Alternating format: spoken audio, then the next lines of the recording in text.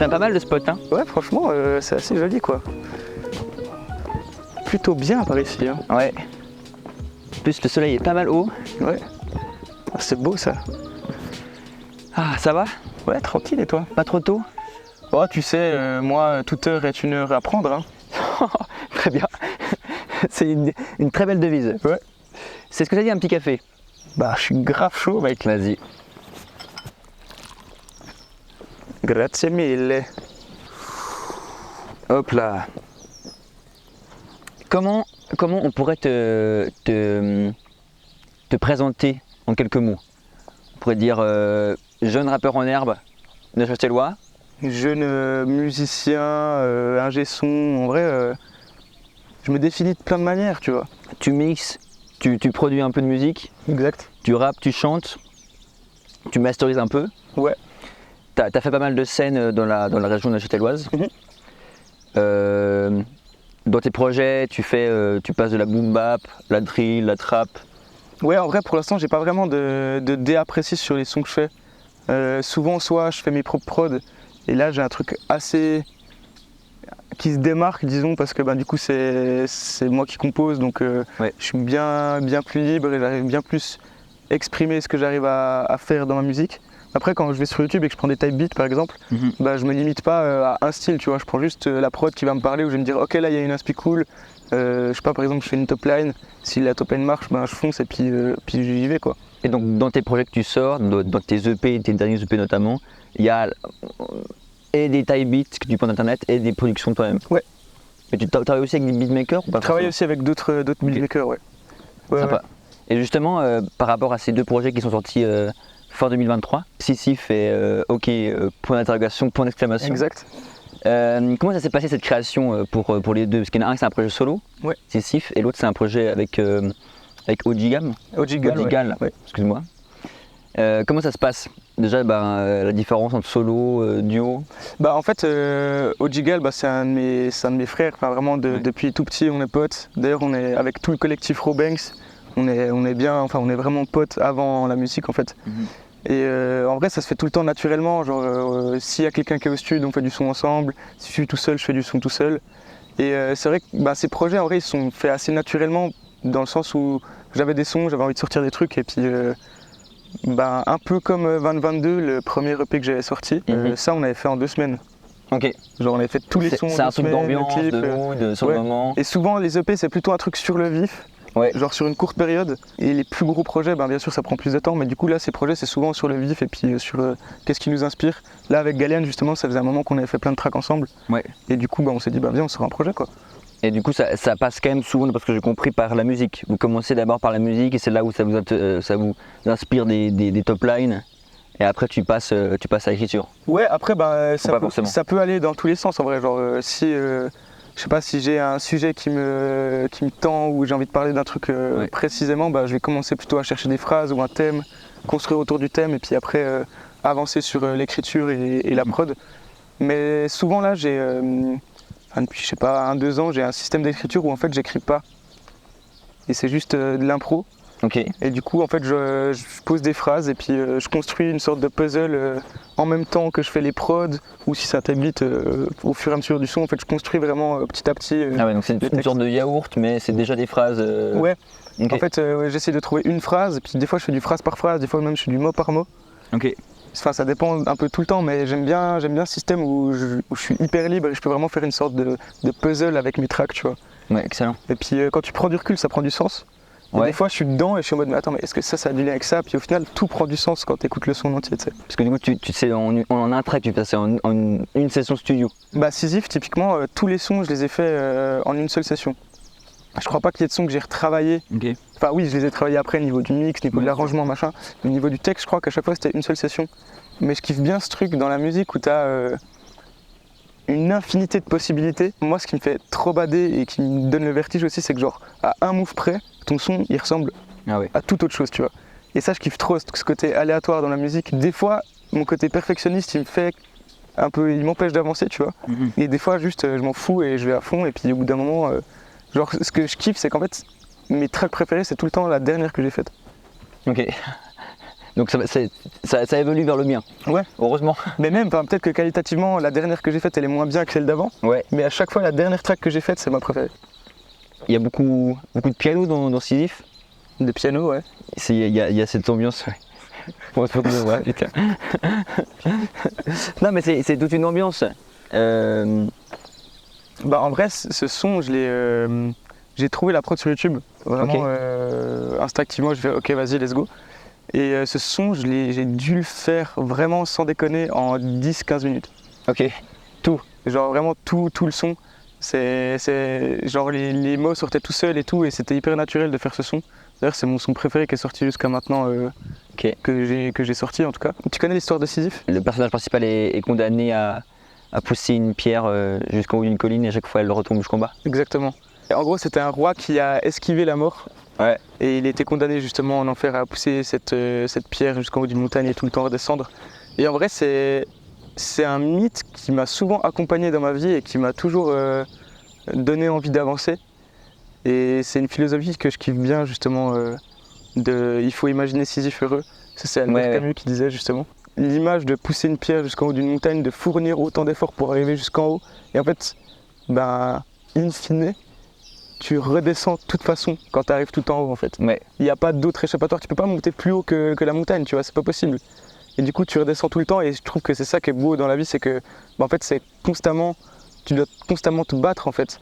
Et c'est ça qui donne un sens à ta vie, c'est t'as par exemple des projets, tu vas te battre pour faire ces projets, et puis quand tu arrives au climax de tes projets, et tu recommences. En plus avant tu me parlais t'es prêt à manger les pâtes tous les jours pour faire ce métier jusqu'à la fin de ta vie. Et le but c'est pas forcément d'arriver au haut de la montagne, c'est de pousser cette pierre. C'est de pousser cette pierre vraiment, tu vois. Et de fournir l'effort, et puis juste de vouloir se battre pour ses convictions et ses choix, tu vois. Et il y a un truc que je me dis souvent, c'est que si tu lâches jamais, il y a forcément un moment où ça va marcher, tu vois. Ouais. Et genre si on m'avait dit quand j'ai commencé à faire du rap il y a genre 6 ans, genre mec tu vas faire Festineuse, tu vas faire des big scènes, genre je serais en mode mais what the fuck, c'est incroyable, tu vois. Et du coup j'ai déjà réussi un certain truc à une certaine échelle, tu vois, mais vu que j'ai rien lâché depuis là, j'ai quand même réussi à arriver quelque part. Et je me dis si je continue comme ça, je vais arriver autre part, tu vois. Quand tu écris, c'est totalement sincère, la réalité, c'est ta réalité, ou tu t'amuses quand même à mettre un peu de fiction ou à cacher un peu ou en vrai la musique c'est quand même un moyen de m'exprimer de base. Oui. Après bien sûr il y a des trucs que je peux étoffer un peu pour cacher, embellir un petit peu ou mettre un petit peu de fiction, mais j'essaie quand même beaucoup de parler plutôt de ce qui se passe dans ma vie parce que c'est ça qui m'inspire. Ouais. Après il y a des morceaux à thème où ça peut être bien plus de la fiction. Des fois on essaie de faire des storytelling avec mon collectif justement, et ça dépend, mais ma musique c'est quand même quelque chose qui vient de moi et qui est assez sincère. Ouais. Enfin, en fait j'essaie quand même d'être le plus sincère possible dans ma musique. Mais en plus comment tu travailles, du coup ça vient vraiment de là sans forcément de réflexion de pourquoi je le dis, comment ça va être perçu. Ouais, clairement. Et justement dans tes textes tu parles beaucoup de ton équipe qui t'entoure, de tes OG. On a l'impression que c'est quelque chose d'important pour toi d'évoluer, de monter avec les gens qui t'entourent depuis le début. Clairement. Et en plus, c'est très implanté à Neuchâtel. Et c'est quelque chose qu'on ressent dans tes textes, mais c'est aussi une réalité ou c'est une possibilité qu'un jour tu changes de lieu, que tu ailles en France, pas forcément en Belgique? En vrai, je compte pas. J'ai envie de voyager de toute façon. Mais je crois pas que j'ai envie de m'implanter ailleurs que chez moi parce que c'est là où je me sens le mieux. Et après, j'ai jamais fait l'expérience vraiment d'aller vivre ailleurs, tu vois. Ouais. Donc je peux pas trop savoir vraiment. Après, moi, j'ai mes potes depuis le début et je sais que ça n'a pas changé parce que c'est mes frères, tu vois, genre vraiment on se connaît depuis le début. Même les autres personnes que j'ai pu rencontrer en faisant de la musique ou juste en bossant, ils restent, tu vois. Mais en plus sur scène, en général, vous êtes quasiment chaque fois la même équipe qui vient chaque fois pour quasiment tous les concerts. C'est clair. J'ai envie de rester, de garder ce groupe, quoi. Clairement, clairement. Après, il y a une question qui se pose, c'est que tu vois, moi je suis pratiquement à 100% là-dedans. Vraiment, j'ai pas d'autre objectif dans ma vie que de faire de la musique. C'est un peu, c'est vraiment le sens de ma vie en fait. C'est une évidence. C'est ma priorité, tu vois. En tout, c'est la musique et je sais que je veux que faire ça. Peu importe si je dois galérer toute ma vie et puis manger des pâtes tout le temps, je m'en fous. Une fois que je peux faire ce que je kiffe, c'est cool. Mais justement, il y a cette question qui se pose, genre avec mon collectif Robanks, eux ils sont pas du tout dans ce mental, tu vois, ils font bien sûr que je fais du son pour le plaisir, mais eux, c'est plus un hobby, un loisir, tu vois. Ouais. Et genre, moi, je prends quand même le truc bien plus au sérieux qu'eux. Donc, si un jour il y a une tournée et puis que eux, ils peuvent pas, évidemment que je vais quand même plus me concentrer sur ma carrière solo que sur le collectif, parce que j'ai envie d'avancer, tu vois. Mais ça veut pas dire que c'est fini, c'est juste que avec Robanks, l'idée, c'est vraiment qu'on se fasse tout le temps kiffer et que ça soit jamais une contrainte. Même moi, quand je fais du son, c'est jamais une contrainte, c'est juste que vu que je suis beaucoup plus investi que les autres, Ouais. eux, ils peuvent pas forcément suivre, tu vois, ils ont leurs études à côté. Moi, je fais ça à 100%, je bosse en tant qu'ingé son, justement, à la Casa Choc, au Théâtre du Passage. C'est comme ça que je gagne ma vie pour l'instant. Et tu penses quoi un peu de la musique actuelle en Suisse romande, de comment ça se bouge, tout ça, notamment à Neuchâtel? J'ai l'impression que, pour moi qui viens d'un autre canton, il y a une solidarité qui se crée de plus en plus à Neuchâtel. De ouf. Entre les jeunes musiciens et musiciennes. De ouf. C'est assez cool de voir ça. Est-ce que c'est un futur prometteur pour la suite? Clairement. Après, moi, depuis le début que je fais de la musique, ça a toujours été. L'objectif, c'est de pouvoir partager quelque chose avec des gens, tu vois. Ouais. Si je l'ai fait tout seul dans mon coin, oui, des fois, je fais de la musique tout seul dans mon studio, c'est cool. Enfin, c'est pas chouette d'être tout seul tout le temps. Ouais. Genre, vraiment, dès que j'ai commencé à faire de la musique, le but, c'était de créer des connexions, aller voir ce que font les autres, aller voir dans d'autres studios, et puis essayer de tous s'entraider, parce qu'au final, on est tous un peu dans le même bateau, où c'est la galère, et puis certainement que 13 personnes pourraient en vivre, tu vois. Ouais. Mais juste, tout le monde est méga passionné, et puis si les gens n'étaient pas passionnés, ça marcherait pas, tu vois. Et clairement, à Neuch, je sens vraiment une ébullition qui vient de plus en plus. Depuis quelques années, il y a de plus en plus de gens qui se mettent à la musique, il y a de plus en plus d'assos qui se créent, de plus en plus de boîtes de prod, des gens hyper motivés qui font de la vidéo. Ouais, il y a pas mal de médias, de plateformes qui se créent. Il y a une rumeur qui dit que fin 2024, il y a un album qui se prépare. Alors, il y a un album qui se prépare depuis bien longtemps. Si je peux vraiment te donner la date, ça date du 17 avril 2021. Ok, waouh, donc ça fait 3 ans. Ouais, ça fait 3 ans, c'est un big projet, c'est un peu pour l'instant le plus gros projet de ma vie. J'ai une chier d'espoir en ce projet, vraiment j'y crois de ouf. C'est en lien avec Noise Palace, juste? Oui, c'est en gros un album qui est complètement fait à 50-50 par Guillaume, du coup, Guillaume Descoudres, que j'appelle Guigui Beat, gros SO à lui. Noise Palace, c'est un label suisse qui commence à faire beaucoup parler de lui ces temps. C'est ça. À Neuchâtel, je ne me trompe pas? Non, eux de base ils étaient implantés à Gimel, ils avaient un studio, un big studio, mais là ils ont dû rendre les clés parce que c'était galère. Du coup là ils sont en train de reconstruire un nouveau studio, mais eux ils bougent beaucoup. Ils voyagent souvent, ils ont des connexions avec un gars qui s'appelle Cozy à Londres. Ils vont faire des résidences des fois, ils sont allés faire la dernière fois une résidence au Maroc. Guillaume produit beaucoup. Pedro, lui, du coup, c'est plutôt lui vraiment l'ingé son qui fait les mix, les masters. Mais lui, il produit aussi. C'est aussi un méga musicien. Et les deux, c'est vraiment des aliens. Et je pense qu'ils peuvent vraiment jouer une grande part dans la musique en Suisse. Leur nom vient de plus en plus dans les projets d'artistes suisses actuellement. Et tu es sur ce projet d'album depuis 3 ans, c'est ce que tu viens de dire. Exact. Tu as travaillé sur un projet aussi gros, en parallèle de d'autres projets de pays qui sortent en même temps en parallèle. C'est des processus très différents. C'est hyper différent. D'ailleurs, la manière dont on fait de la musique avec Guillaume est complètement différente de comment je la fais tout seul ou avec mes potes. On a su qu'on allait faire un gros projet quand on a eu la première track, du coup, le 17 avril 2021, comme je te disais avant. Et en fait, cette track, ce qui s'est passé, c'est qu'on était parti en résidence à Nanda. On avait fait 4 jours de résidence et puis on avait fait les 3 premiers jours, on avait fait des tracks, c'était cool, mais c'était pas insane, tu vois. Et puis il vient le dernier soir où Guillaume il avait fait une prod dans l'après-midi qui nous avait grave parlé, c'était une loupe. On était en mode putain c'est trop cool, on va faire un truc là-dessus ce soir. Puis on avait commencé du coup en début de soirée à faire le son. Et en fait ce qui était marrant c'est qu'il y avait la copine de Guillaume, enfin l'ex de Guillaume du coup maintenant, qui était là.